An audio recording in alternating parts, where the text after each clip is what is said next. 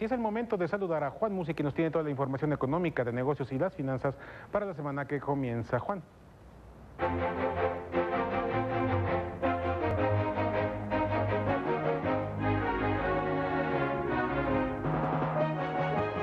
¿Qué tal? Muy buenas noches.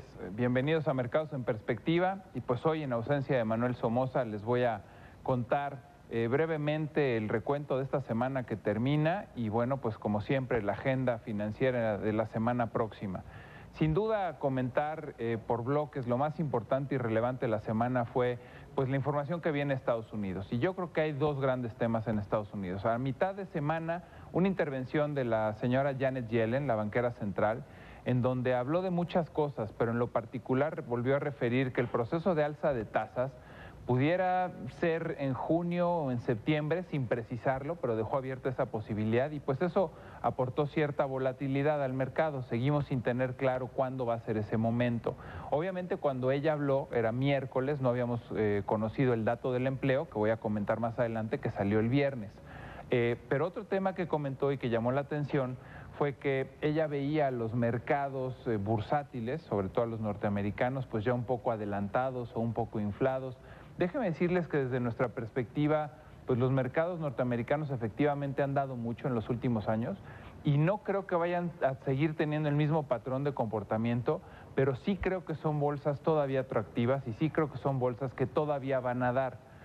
Además, cuando vemos las temporadas de reportes de las empresas que cotizan en esos mercados y vemos que consistentemente han sido buenas, porque así han sido, pues sin duda esa economía y esas empresas seguramente hacia adelante tendrán un rendimiento que ofrecer al mercado.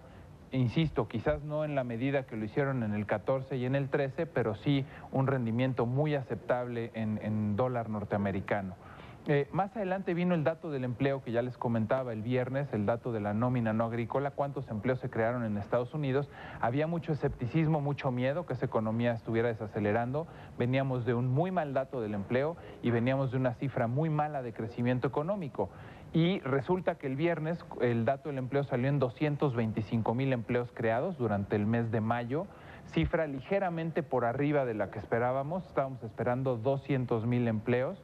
Y bueno, pues los mercados al final de cuentas celebraron el viernes, el balance fue positivo en términos generales y globales. Las bolsas subieron, las monedas se apreciaron frente al dólar. Yo les diría que prácticamente todas las divisas le ganaron un poquito de terreno.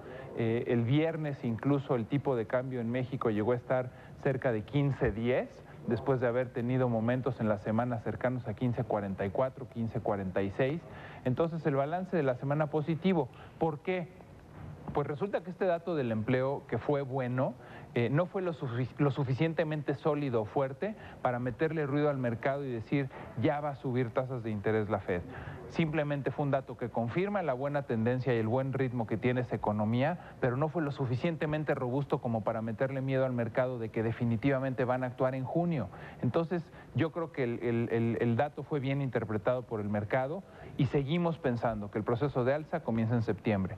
En México, comentarles brevemente declaraciones también del banquero central.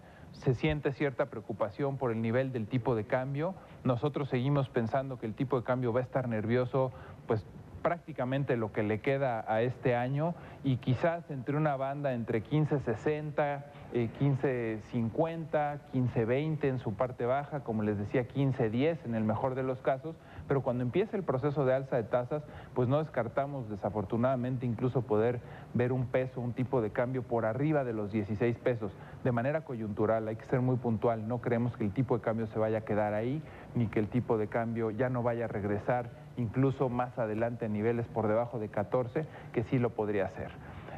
Yo les diría que estamos básicamente enfrentando un proceso de alza de tasas implícito, ya el mercado sabe que las tasas van a aumentar y pues esto va a tener nervioso al peso, va a tener nervioso a los mercados.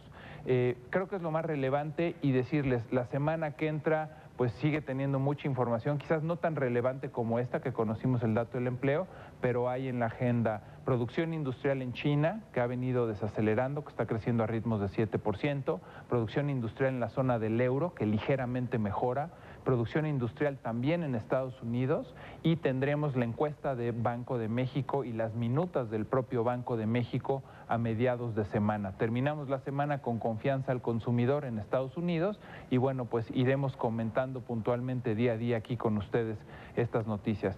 Pues yo como siempre agradezco el que nos hayan sintonizado, gracias por acompañarnos en Mercados en Perspectiva, que tengan una muy buena noche.